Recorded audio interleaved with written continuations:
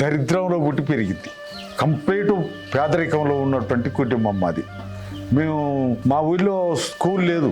School వచ్చినాక మేము పెద్దోళ్ళం అయినాక ఒక 5వ తరగతి దాకా ఇక్కడ స్కూల్ ఉంది. విద్యాభ్యాసం ఇక్కడ పూర్తి చేశారు. ఇక్కడే, ఇంకా బయటికి ఎక్కడికి పోలేదు. 5వ తరగతి దాకా ఏడు ఉంది. 5వ తరగతి వరకు ఎన్ని చదువుకున్నాం. ఎంత దరిద్రం అంటే అంత దరిద్రం. మా నాయనమ్మ మా అమ్మ రోజు కట్టెల మోపు పట్టకపోయి అమ్ముకొని ఎర్రజొన్నలు సద్దలు ఇవి కొనుక్కొచ్చేవాళ్ళు. వాళ్ళంతా బరువు అంతా మోసకపోయి చేస్తే ఎంత వచ్చేటి డబ్బులు అంటే రూపాయి. అంత బరువును పట్టకపోతే రూపాయి కట్టెలు మోపుకో వచ్చేది.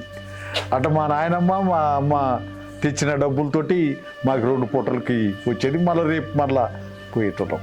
ఈ రకమైనటువంటిది మా బాల్యం.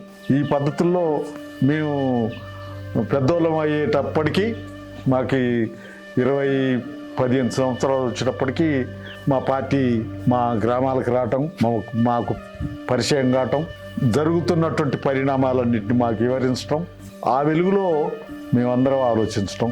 పోలీసులు ఇక్కడికి వాళ్ళు వచ్చారు వీళ్ళు వచ్చారని ఎవడో ఒకడు చెప్పేవాడు. చెప్తే వీళ్ళు వచ్చారట వాళ్ళు వచ్చారట అని చెప్పి మా ఊరినంతా భయపెట్టడం కోసం ప్రయత్నం చేసినటువంటి రోజులు చాలా ఉన్నాయి.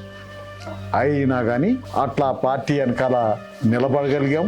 అట్లా నిలబడ్డాం కాబట్టే ఇక్కడి నుంచి నన్ను అసెంబ్లీ అభ్యర్థిగా పార్టీ నిలబెట్టడం జరిగింది. ఆ నుంచి మొదలుకొని నేను పెద్దోనై ప్రజల కోసం పనిచేస్తున్నటువంటి క్రమంలో ప్రజలందరినీ మమ్మల్ని గుర్తించడంలో కానీ ప్రజలు మాకు ఆదరణ చూపించడం కానీ జరుగుతుంది. ఇప్పటికీ అటువంటి ఆదరణ మాకు కలిగి ఉంది.